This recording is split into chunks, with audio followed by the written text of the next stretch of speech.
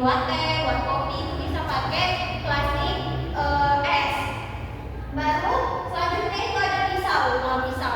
Jadi pisau ini gunanya untuk memotong sesuatu, misalnya tali atau apapun itu. Baru selanjutnya itu ada handuk kecil. Handuk kecil ini gunanya untuk menyiram keringat gitu atau menyiram tangan yang basah ya teman-teman. Baru ada handuk sedang. Nggak usah besar-besar sekali teman-teman karena ini untuk mandi nantinya. Baru